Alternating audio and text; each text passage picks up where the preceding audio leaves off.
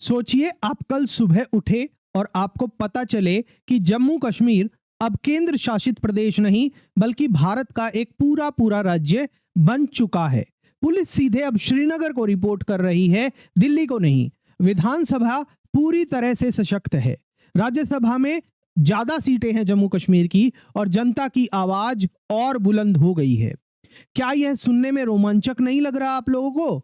यह सिर्फ राजनीति नहीं बल्कि एक संवैधानिक बदलाव भी होगा जिसके अपने गहरे कानूनी मायने होंगे। आज मैं आपको बताऊंगा कि जम्मू कश्मीर के राज्य बनने के बाद होने वाले 5 सबसे बड़े बदलावों के बारे में। यह बदलाव संविधान के अनुच्छेद 3 के तहत कैसे होंगे और क्यों ये आपके लिए बहुत जरूरी है। चाहे आप कानून के छात्र हो, न्यायिक सेवा परीक्षाओं की तैयारी कर रहे हो या लोकतंत्र की परवाह करने वाले आम नागरिक क्यों ना हो, आपके लिए ये जो वीडियो है बहुत मददगार साबित होगा। वीडियो के अंत तक बने रहिएगा क्योंकि आखिरी जो पॉइंट है वो सबसे ज्यादा चौंकाने वाला है और यह जम्मू कश्मीर के राजनीतिक भविष्य को परिभाषित कर सकता है। मेरा नाम आशीष जैन है और मैं संस्थापक हूं दून लॉ मेंटर का, जहां हम आपकी न्यायिक सेवा परीक्षाओं की और सहायक अभियोजन अधिकारी परीक्षाओं की तैयारी करते हैं। तो चलिए सबसे पहले थोड़ा पृष्ठभूमि को समझते हैं। आप सभी को पता है कि 5 अगस्त 2019 को भारत सरकार ने अनुच्छेद 370 को हटाकर जम्मू कश्मीर को 2 केंद्र शासित प्रदेशों के अंदर बांट दिया था। जम्मू कश्मीर जो बना वो विधानसभा के साथ केंद्र शासित प्रदेश बना और लद्दाख बिना विधानसभा के बना। यह बदलाव जम्मू कश्मीर पुनर्गठन अधिनियम 2019 के तहत आया, जिसे संसद ने संविधान के अनुच्छेद 3 के अधिकार से पारित किया, जो संसद को राज्य और केंद्र शासित प्रदेशों का दर्जा बदलने की शक्ति देता है। फिर आया 11 दिसंबर 2023 का सुप्रीम कोर्ट का महत्वपूर्ण फैसला इन रे article 370 of Indian constitution and connected matters में, जहां पर सुप्रीम कोर्ट ने 2019 के बदलाव को सही ठहराया और निर्देश दिया कि 30 सितंबर 2024 तक विधानसभा चुनाव कराए जाएं और राज्य का दर्जा यथाशीघ्र बहाल किया जाए, लेकिन समय तय करने का अधिकार सिर्फ संसद का होगा। तो जब अब राज्य का दर्जा लौटेगा, वह सिर्फ नाम बदलना नहीं होगा, वह कानून, शासन और राजनीति की ताकत का भी संतुलन बदल देगा। चुनाव हो चुके हैं, अभी जम्मू कश्मीर आपका केंद्र शासित प्रदेश है, पूर्ण राज्य नहीं है। तो अब हम उन 5 बदलावों को समझने वाले हैं, जो सबसे बड़े 5 बदलाव हैं जो होंगे जब जम्मू कश्मीर केंद्र शासित प्रदेश से एक पूर्ण राज्य बन जाएगा। क्या आप वो 5 बदलाव जानने के लिए तैयार हैं? कमेंट में एक बार थम्स अप जरूर कर दीजिएगा। तो चलिए सबसे पहले हम पहले बदलाव को समझते हैं। वो पहला बदलाव है पुलिस और कानून व्यवस्था जैसे ही राज्य बनेगा वो राज्य सरकार के हाथ में आ जाएगी।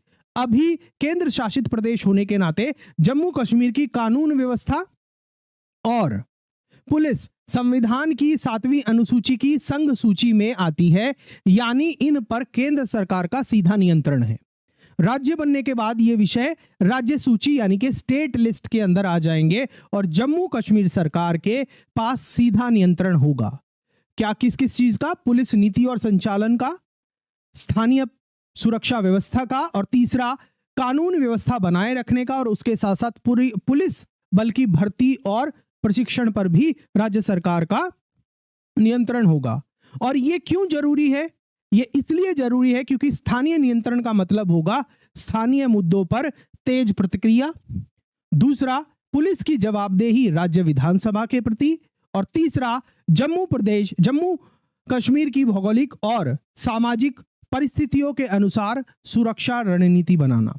यह सब कुछ बेहतर हो पाएगा अगर पुलिस व्यवस्था वहां की राज्य सरकार के हाथ में हो। यहां पर आपको एक चीज ध्यान में देनी है, मैं आपको एक सर्वोच्च न्यायालय के निर्णय की तरफ भी लेके चलूंगा। एनसीटी ऑफ दिल्ली बनाम भारत संघ 2018 के केस के अंदर सुप्रीम कोर्ट ने यह कहा था कि पुलिस और कानून व्यवस्था पर नियंत्रण किसी भी राज्य सरकार की स्वायत्ता की पहचान है।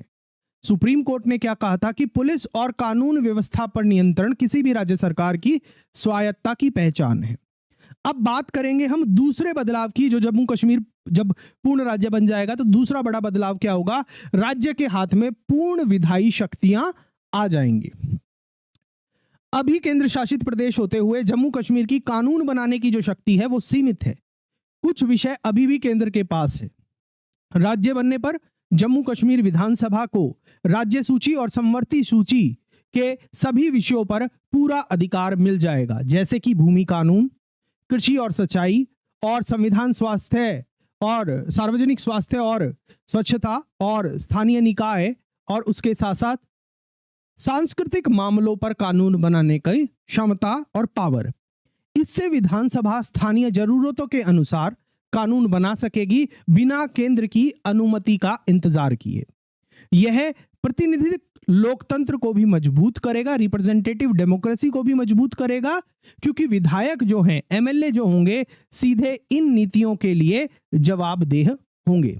अब चलते हैं हम अपने तीसरे बड़े बदलाव की तरफ, और वो होगा प्रशासनिक और वित्तीय स्वायत्तता के रेफरेंस में।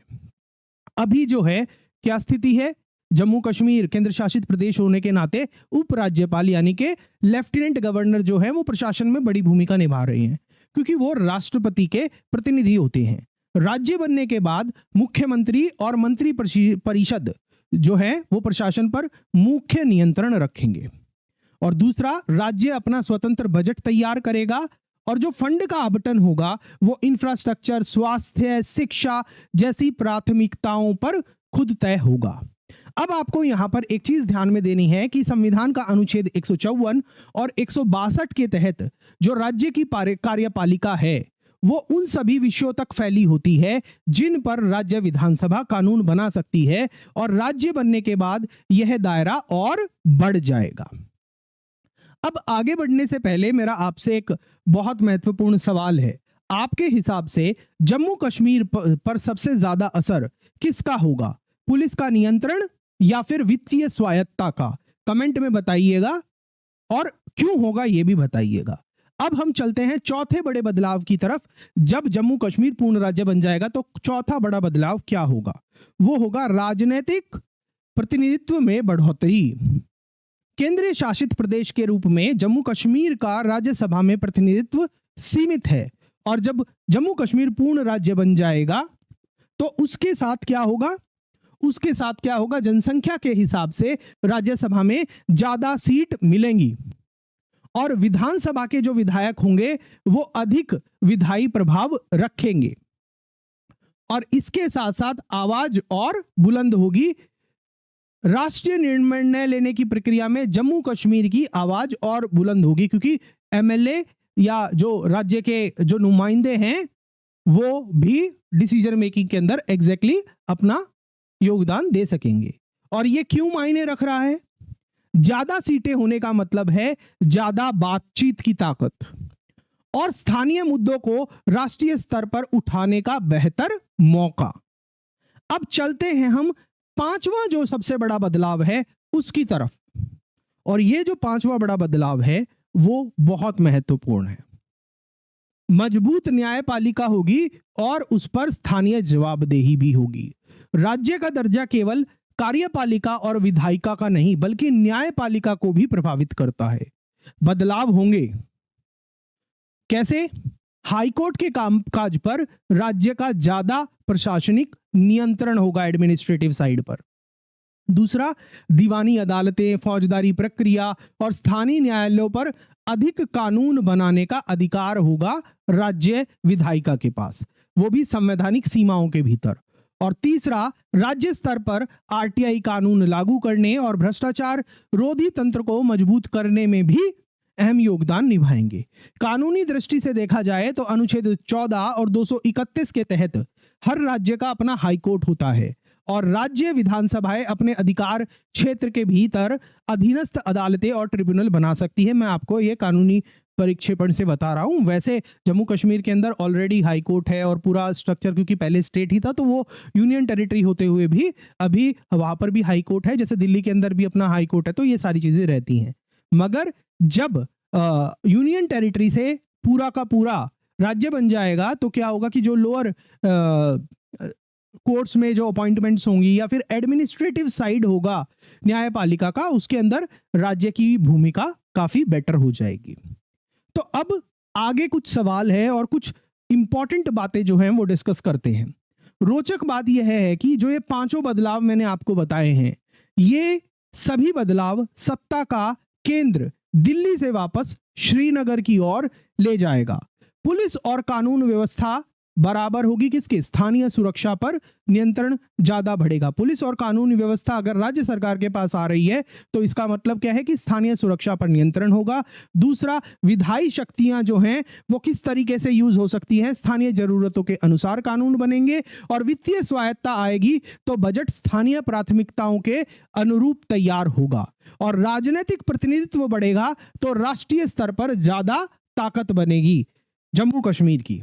और न्यायपालिका भी अगर सशक्त होगी तो स्थानीय जवाबदेही गहरी होगी। यह असल में जम्मू कश्मीर के लिए सच्चे संघीय संतुलन की वापसी होगी। तो अंत में हम अपने निष्कर्ष की तरफ चलते हैं। सेशन जो है हमारा, इसी के साथ जो डिस्कशन पार्ट था वो खत्म हो गया। अब महत्वपूर्ण निष्कर्ष की तरफ चलते हैं। जब राज्य का दर्जा लौटेगा तो जम्मू कश्मीर केवल अपना नाम नहीं बल्कि नियंत्रण, आवाज, जवाबदेही भी वापस पाएगा। सुरक्षा से लेकर लोकतंत्र तक ये 5 बदलाव शासन को पूरी तरह बदल देंगे। लेकिन याद रखिए, यह सब तभी संभव है जब संसद अनुच्छेद 3 के तहत स्टेटहुड बिल पर अपनी मोहर लगाए और राष्ट्रपति उसको साइन करे। इसी के साथ हमारा आज का सेशन कंप्लीट होता है। अगर यह विश्लेषण आपको मददगार लगा हो तो इसे अपने सभी साथियों के साथ साझा करिए। स्पेसिफिकली जो न्यायिक सेवाओं की या फिर लॉ एग्जाम की तैयारी कर रहे हैं उनके साथ तो जरूर से जरूर शेयर करिएगा, क्योंकि यह टॉपिक जो इस तरीके के एग्जाम्स होते हैं, कानूनी परीक्षाओं के एग्जाम हैं, वहां के लिए काफी इंपॉर्टेंट होने वाला है आने वाले समय के अंदर। और कमेंट में हमें यह भी बताइएगा कि आपको जम्मू और कश्मीर के राज्य बनने में सबसे ज्यादा कौन सा बदलाव उत्साहित करता है ऊपर वाले 5 बदलावों में से। क्या वो पुलिस का नियंत्रण है, या फिर विधायी शक्ति है, या फिर राजनीतिक प्रतिनिधित्व है? और अगर चैनल पर पहली बार आए हैं या अभी तक सब्सक्राइब नहीं किया है, वीडियो तो देखे हैं बहुत मगर सब्सक्राइब नहीं किया है तो जल्दी से सब्सक्राइब करिए, नोटिफिकेशन बेल ऑन करिए, क्योंकि आगामी हम बहुत कुछ और इस चैनल पर संवैधानिक टॉपिक्स पर डिस्कशन करने वाले हैं। तो मिलते हैं हम आपसे नेक्स्ट वीडियो के अंदर। तब तक के लिए थैंक यू, टेक केयर।